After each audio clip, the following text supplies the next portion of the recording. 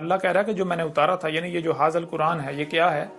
یہ سارے کا سارا متشابہن ہے. یہ جو کچھ بھی اس میں آپ کو سامنے نظر آ رہا ہے، یہ علم نہیں ہے، یہ اصل حقیقت نہیں ہے. جو آپ کو نظر آ رہا ہے، جو آپ کو سنائی دکھائی دے رہا ہے، یہ حقیقت نہیں. حقیقت کیا ہے؟ اس کا علم اللہ نے مکمل طور پر چھپا دیا، اور یہی وجہ ہے جس وجہ سے اللہ کے علاوہ اس قرآن کو کوئی بھی بیان نہیں کر سکتا، کوئی بھی کھول نہیں سکتا. اور اسی کا سورہ القیامہ میں اللہ نے ذکر کر دیا، جیسا کہ آیات آپ کے سامنے رکھتے ہیں. سورہ القیامہ کی آیت نمبر 16 میں اللہ کا کہنا ہے، لا تحرک بہ لسانک لتجعل بہ انا علینا جمعہ و قرآنہ فاذا قرأنہ فاتبع قرآنہ ثم انا علینا بیانہ کلا بل تحبون العاجلہ وتذرون الآخرہ.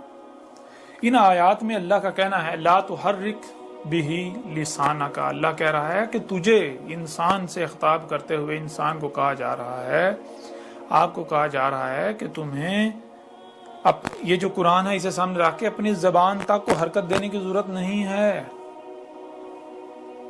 تو پھر آگے کہا کیوں حرکت دیا جائے، زبان کو حرکت دی، یعنی یہ قرآن سامنے رکھ کے پڑھا جاتا ہے، رٹے لگایا جاتا ہے کہ ہم قرآن سیکھ رہے ہیں، ہم قرآن سمجھ رہے ہیں. اللہ نے منع کر دیا، ضرورت ہی نہیں ہے. کیوں؟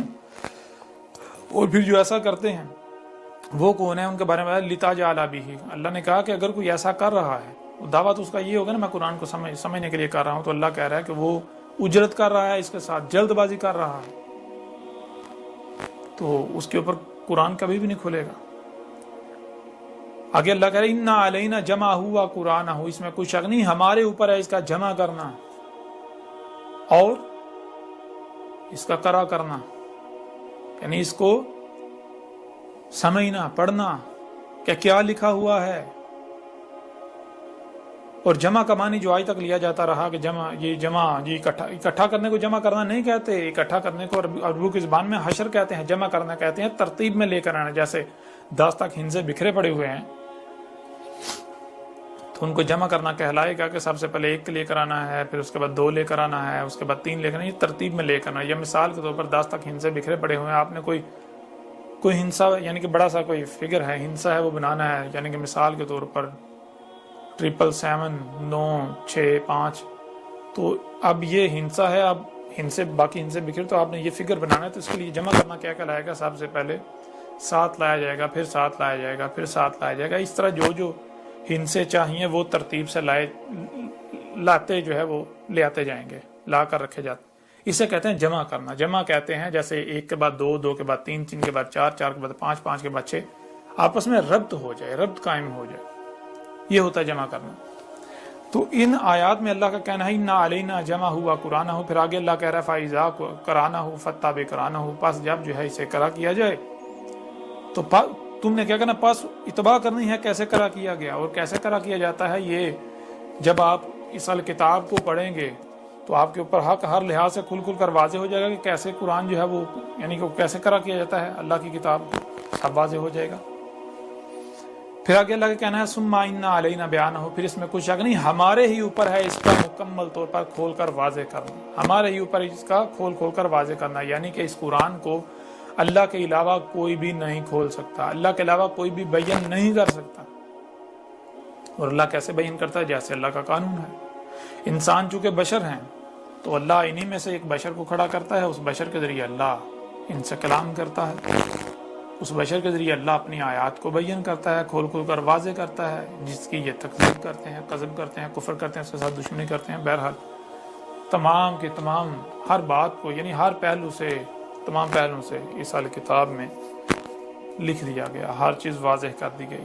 کوئی پڑھتا ہے اس کی اپنی مرضی، اس کا اپنا فائدہ ہے. کوئی نہیں پڑھتا تو اس کی اپنی مرضی، اپنا نقصان. اس کا مجھے نہ کو فائدہ ہے نہ ہی کوئی نقصان ہے. کوئی پڑھتا ہے پڑھے، کوئی نہیں پڑھتا نہ پڑھے. بہرحال تو یہ وہ وجہ ہے کہ جس وجہ سے آپ کے سامنے تضاد آیا. یعنی کہ ایک طرف یہ کہا جا رہا ہے کہ اللہ نے جو اتارا تھا وہ اپنے نزول سے لے کر الساعۃ کے قیام تک جو کچھ بھی ہو رہا ہے وہ اتارا، اس کا ذکر کیا. اور دوسری طرف جب قرآن میں دیکھا جائے تو وہ ماضی کی تاریخ سے بھرا پڑا ہے، ماضی کے لوگوں کا ذکر ہے. تو یہ تضاد کیوں سامنے آیا، یہ اختلاف کیوں سامنے؟ یہ اختلاف صرف اس وجہ سے سامنے آیا کیونکہ جو سامنے نظر آ رہا ہے یہ اصل حقیقت نہیں ہے۔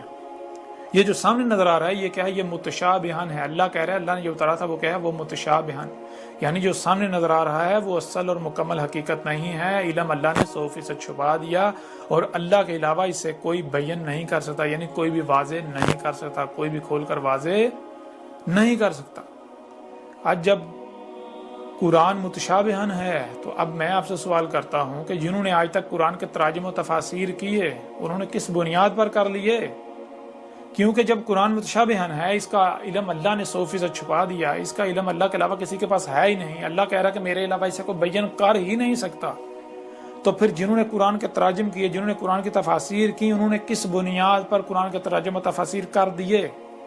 یا تو وہ دعویٰ کریں کہ ہم اللہ ہیں، یعنی کہ ہم اللہ کی زبان ہیں، اللہ کے بھیجے ہوئے ہیں۔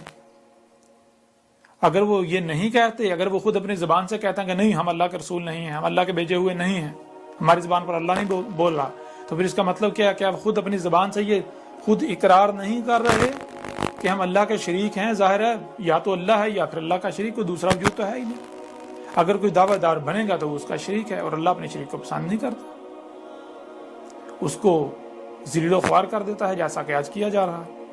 تو جن جن لوگوں نے بھی تراجم و تفاسیر کی، جن لوگوں نے بھی، ان سے سوال کریں کہ بھائی جب اللہ کہہ رہا ہے کہ جو میں نے اتارا تھا وہ متشابہن ہے، متشابہن کا مطلب کیا ہے؟ جو سامنے نظر آ رہا ہے وہ اصل اور مکمل حقیقت نہیں ہے۔ اصل اور مکمل حقیقت کیا ہے؟ اس کا علم اللہ نے 100% چھپا دیا۔ جب اللہ نے چھپا دیا، اللہ کے علاوہ کسی کے پاس علم نہیں، تو ظاہر اللہ کے علاوہ کو بیان نہیں کر سکتا، تو آپ نے کس طرح بیان کر لیا؟ آپ نے قرآن کے تراجم کیسے کر لیے؟ آپ نے قرآن کی تفاسیر کیسے کر لی جو کہ اللہ کے علاوہ کو کر ہی نہیں سکتا؟ اب بائیں میدان میں سب پتہ چل جائے گا۔